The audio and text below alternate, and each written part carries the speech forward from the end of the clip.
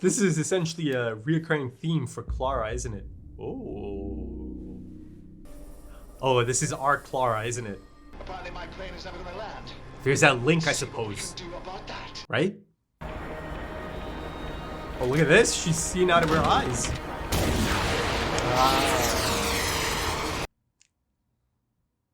Huh, she didn't really react to that, though. She's not noticing this. She's not picking up on it.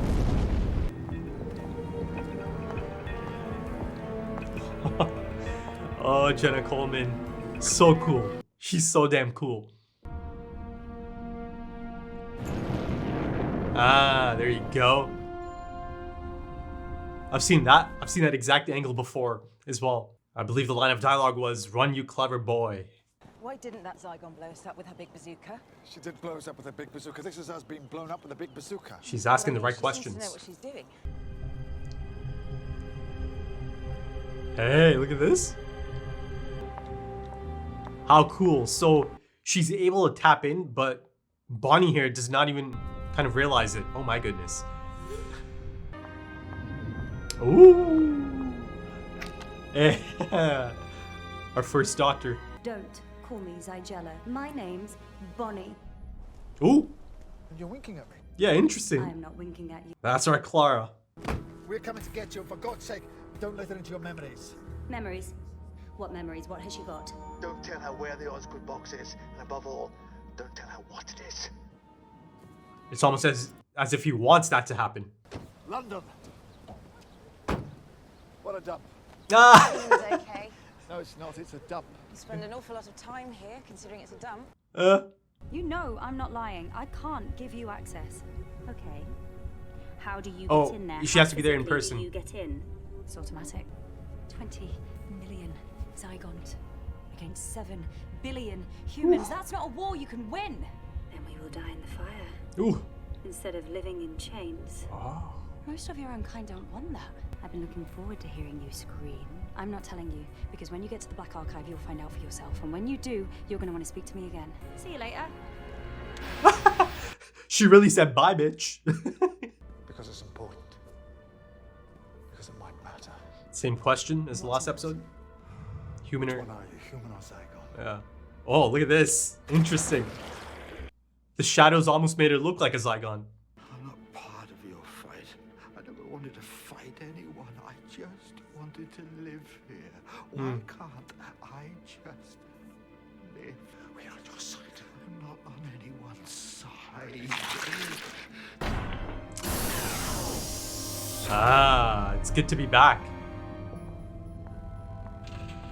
But this also gets Clara in there. Well, Clara, I think you're reaching the end of your...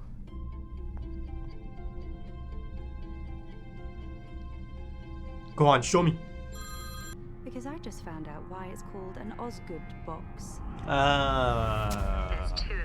What's in them, Doctor? Tell me. Now. What's in the box? One box normalizes all the Zygons. And the other? Destroys them.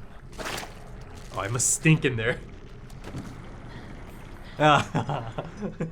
Still looks lovely. Mmm. Doctor! Yeah.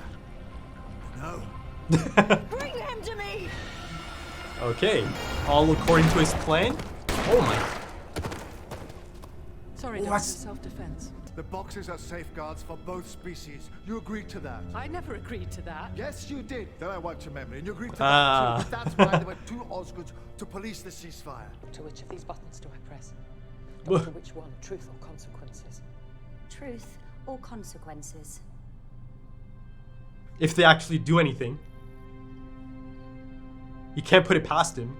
Bonnie, sweetheart, one of those. boys He's doing an will American unmask accent. Every Zygon in the world. The other one cancels their ability to change form. It'll make them human beings forever.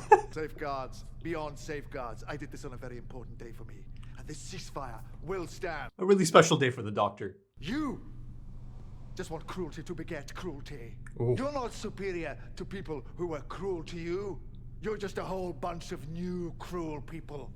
A whole bunch of new cruel people being cruel to some other people who'll end up being cruel to you. A vicious cycle. The only way anyone can live in peace As if they're prepared to forgive.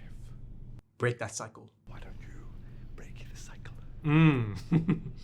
Why should we? Oh, did he tear up? What's it gonna be like? Paint me a picture. Oh, you don't actually know, do you?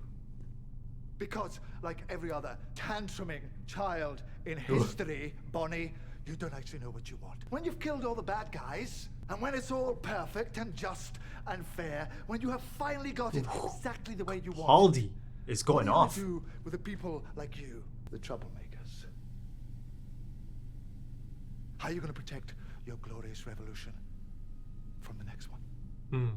There's always new troublemakers. We'll win. Oh, will you? And we're off! Fingers on buzzers! Are Here you comes American ready? accent. Are you ready to play the game? Who's gonna be quickest? Who's gonna be luckiest? This is not a game! No, it's not a game, sweetheart, and I mean that most sincerely. You set this up. Why? Because it's not a game, Kate. This is a scale model of war. When you fire that first shot, no matter how right you feel, you have no idea who's going to die. You don't know whose children are going to scream and burn. How many hearts will be broken? How many lives shattered? How much blood will spill until everybody does what they were always going to have to do from the very beginning? Sit down and talk! Oh, I have chills right now. Well, here's the unforeseeable. I forgive you. After all you've done, I forgive you. Oh my god. You will never understand. He I understands. don't understand. He understands. Are you kidding me? Of course I understand. This is not a war. I fought in a bigger war than you will ever know. I did worse things than you could ever imagine. And when I close my eyes, I hear more screams than anyone could ever be able to count. And you know what you do with all that pain? Shall I tell you where you put it? You hold it tight till it burns your hand. And you say this: no one else will ever have to live like this. No one else will ever have to feel this pain. Not on my watch. Wow, Peter Capaldi. Whew. My god. Let's not forget Jenna Coleman as well, man. It's empty, isn't it? Both boxes. Look at those eyes, man. So expressive. Gotcha. Oh, wow. How can you be so sure?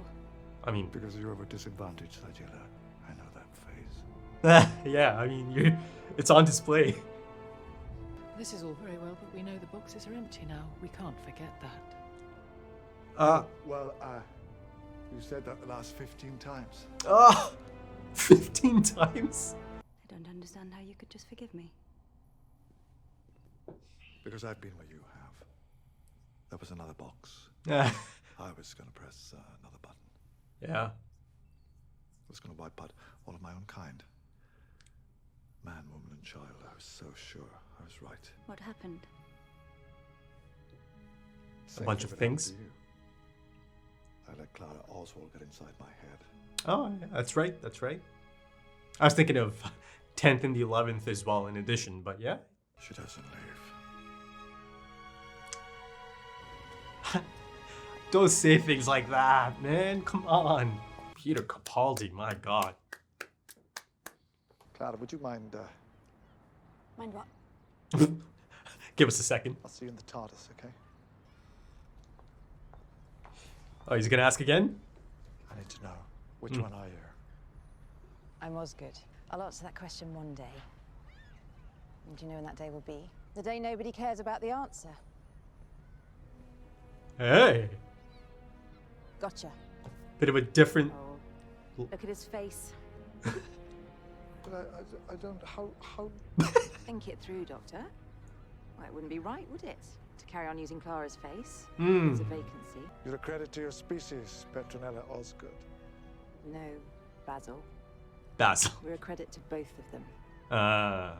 So you must have thought I was dead for a while. Yeah. How was that? Longest month of my life. A month? It's only been 5 minutes. I'll be the judge of time. Eh? Ending off on a bit of a somber note, isn't it? I'll be the judge of time, eh? Okay. Yeah. My goodness. Listen, folks, after part one of this two-parter, I was kind of left a bit disappointed. I think it was actually the first time in a long time I was actually thoroughly just kind of let down by an episode. It just didn't do much for me. So that being said, I was expecting, a decent follow-up, right? I felt that, perhaps it'll be a better episode than part one, and they'll wrap it up. At no point did I think that part two of that episode is going to end up having essentially one of the greatest moments in Doctor Who history. My goodness, listen, folks, this goes beyond Doctor Who. I don't think it's an overreaction to say that this is an incredible moment in television history. Important moment, I think. This just doesn't happen often, right? It just doesn't. I mean, that 10-minute segment and parts of that segment, and I'm speaking of course, I'm speaking of Capaldi, the juggernaut that is Peter Capaldi. There's moments in that stretch of 10 minutes that could easily be used as a highlight reel for a Best Actor nomination, right? Before they announce the winner, right? You play some of those segments up there on screen. And, I mentioned that I feel it's one of the most important moments in modern television as well. And one of the main reasons for that, beyond the incredible performance that's on display, that's essentially Capaldi, the 12th Doctor's Doctor Who moment. Or sorry, Doctor moment. It is. It just is. It's one of the greatest moments in all of Doctor Who. My goodness. But I think, the message that is being delivered is just larger than Doctor Who itself. Honestly, I felt that it was so incredible that it was actually reminiscent of Charlie Chaplin from The Great Dictator. His speech from The Great Dictator.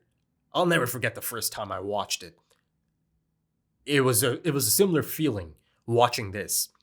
I was absolutely just transfixed. Hanging off of every single one of his words. And I'm speaking of Capaldi at this moment, but I remember that feeling a long time ago at this point, watching Charlie Chaplin in that moment, in The Great Dictator. I highly recommend it to anyone who hasn't watched it, but I'm sure many of you have.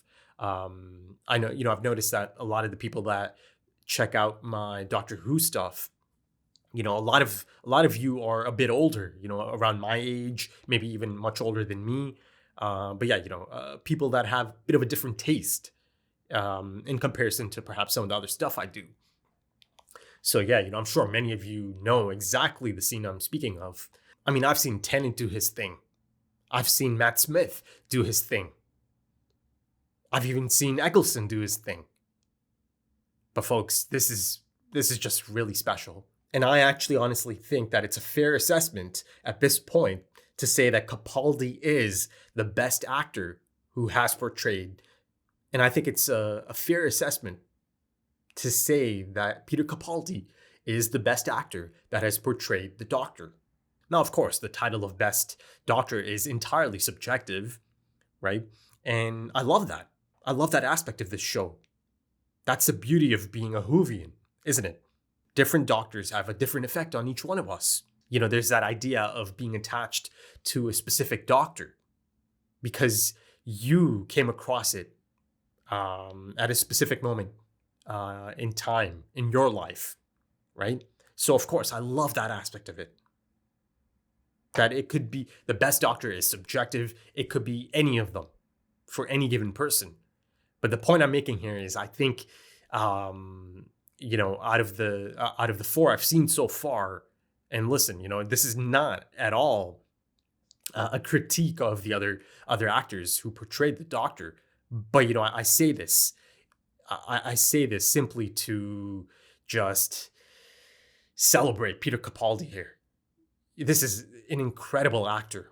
The passion, the emotion, the delivery, right? The screen presence. This is a seasoned theater actor with decades of experience doing his thing. And of course, you have to give a lot of credit to the material that he's been given, right? He gets to shine because of that as well. And I'm so sure that all of these actors that must have been present on set on that day, they must have had a similar experience. I'm really hoping that there is some kind of behind the scenes footage for this moment. They just don't do it like they used to, right? I'm sure all of you have noticed that if you get a Blu-ray these days for a film or something, it's pretty bare bones, isn't it? I mean, gone are the days of hours and hours of phenomenal behind the scenes footage, right? But I've got to say, the Doctor Who Blu-rays are really quite jam-packed. So I like that. I really appreciate that. But yeah, going back to Capaldi's performance, and of course, folks, I don't think it's going to be a surprise that a lot of this discussion is going to be dominated by my take on Capaldi's moment, right? Of course, I'll touch upon some of the other things as well. But going back to his performance, yeah, I mean, the pain, the conviction, right? His past grief revealing how deeply hurt he is at his core, right? The depth of his sorrow is so raw and visible on Capaldi's face. I mean, his PTSD-riddled soul is laid bare for all to see. And this is a doctor who's not too proud to plead and beg, right?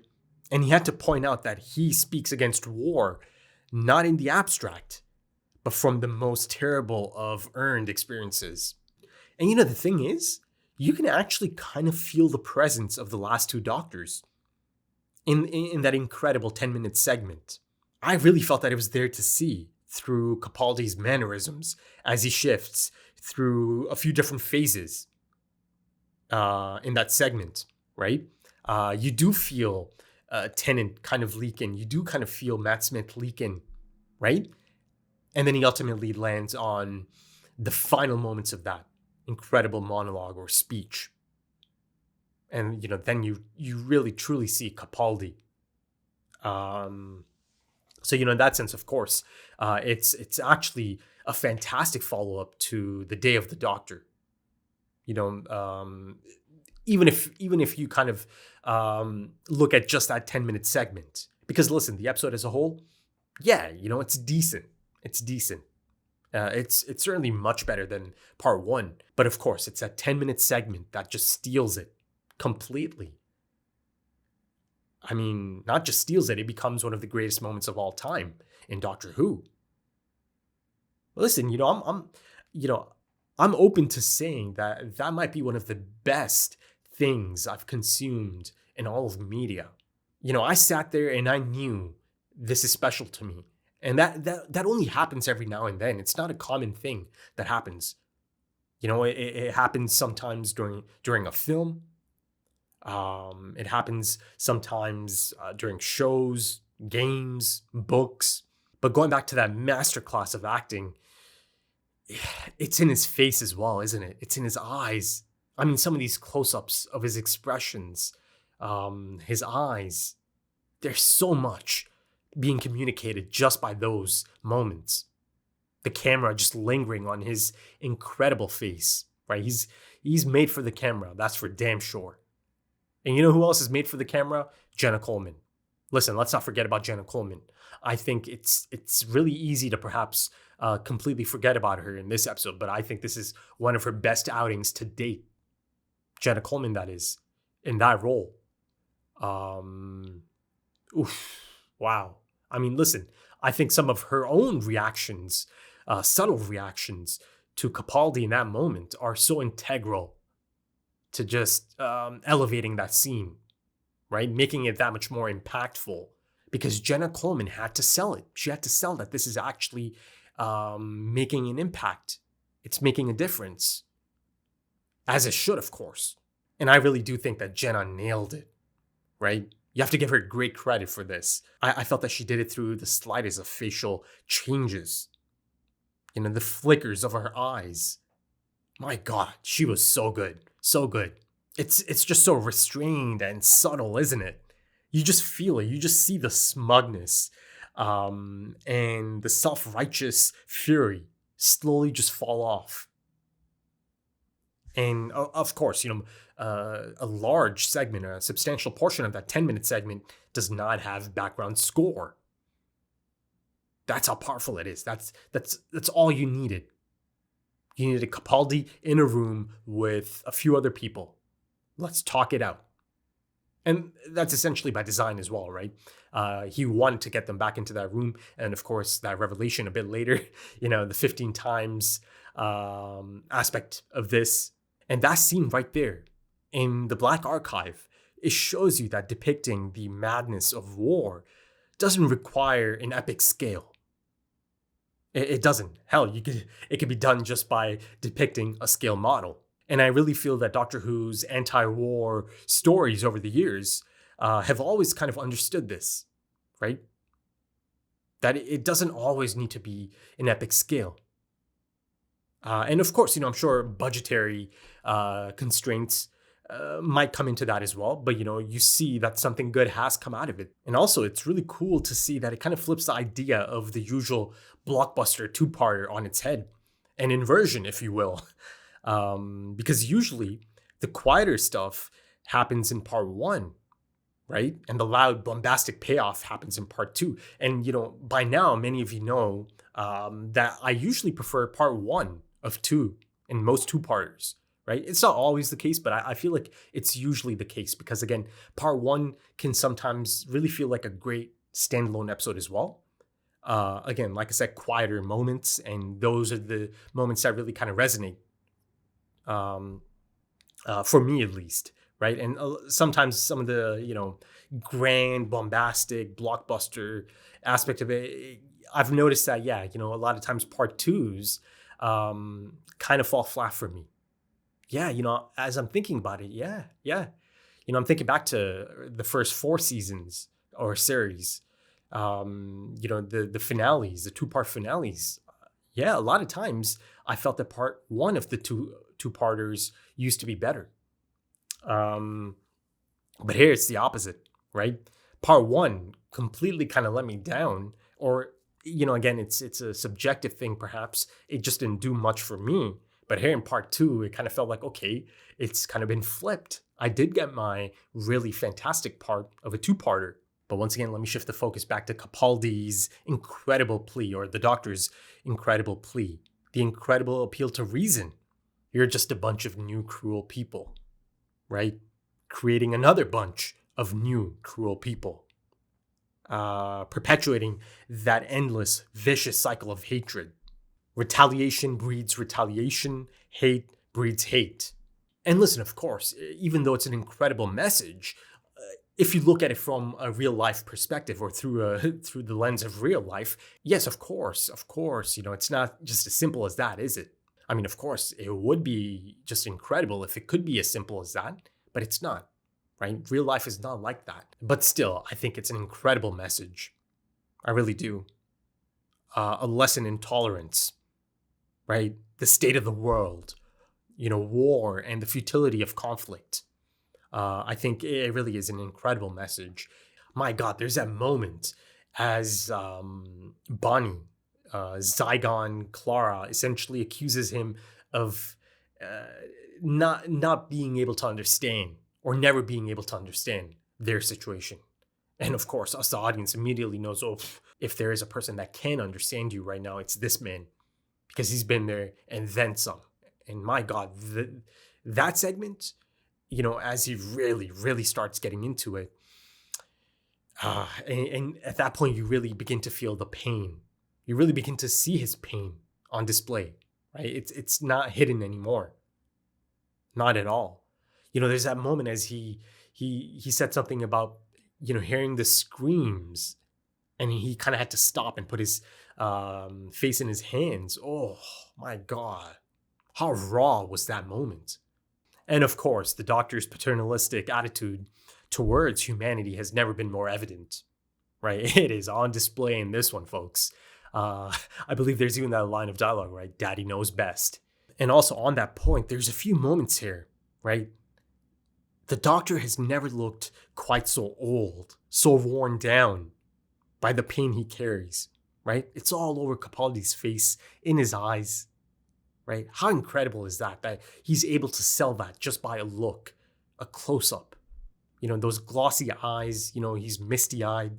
And of course, yes, I know that Capaldi is literally older than the past two Doctors, Tennant and Matt Smith, but it was really kind of beginning to remind me a bit of our War Doctor, right? Even though he is also meant to be younger than the 10th and the 11th Doctor, as Clara pointed out, it's in the eyes. Your eyes are younger, so much younger. But still, you felt that man was so tormented.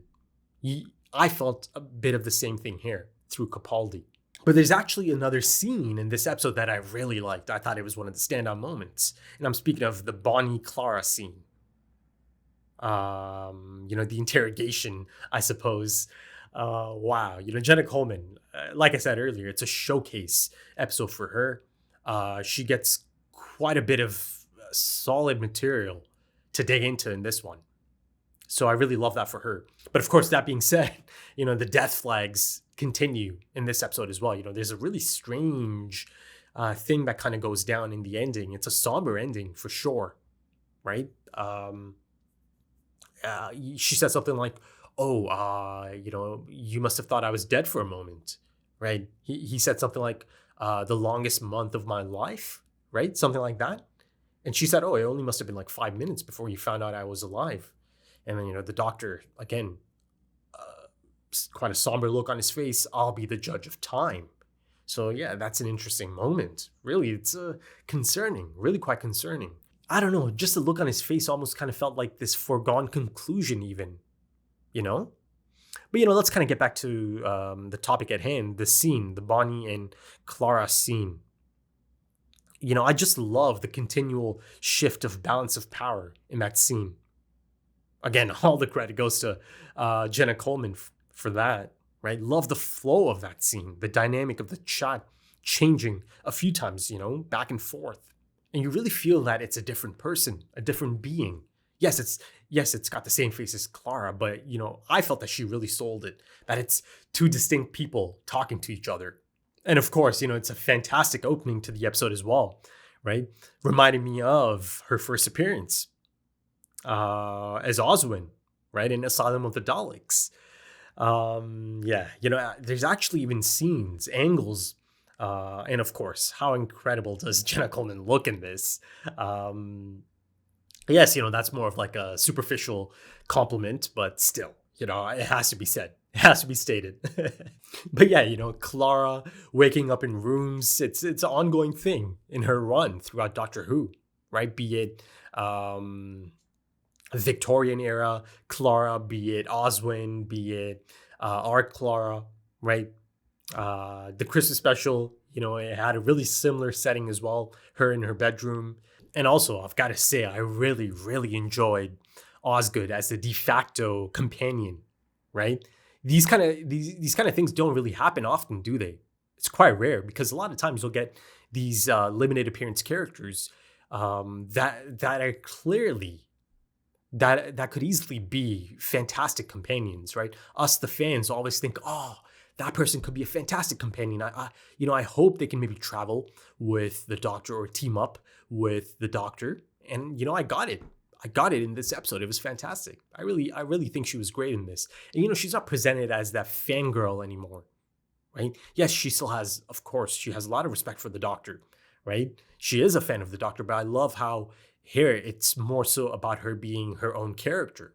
And also, finally, I do kind of have to mention that sleeper Zygon who kind of gets turned. I had a lot of sympathy for that character. It was one of the really sad moments of the episode, actually, for me at least. I had so much pity for that man, or for that Zygon, right? Being forced into that situation. He didn't want any part in any conflict. He didn't care to pick a side. He just wanted to exist. This was his home. And all of a sudden, everything's been flipped upside down. And he ends up killing himself because that was the best option for him. He felt that was the best option. And of course, there's a nod to Invasion of the Body Snatchers in this episode as well. But yeah, folks, I think maybe I'll wrap it up here and just say it's a gripping piece of television. It really is. It's spine-tingling stuff, goosebump-inducing. Like I said, I was transfixed just watching this play out on my screen, this masterclass. It's a special moment. It's a special moment. All hail Peter Capaldi, king of doctors, perhaps. Perhaps, for some.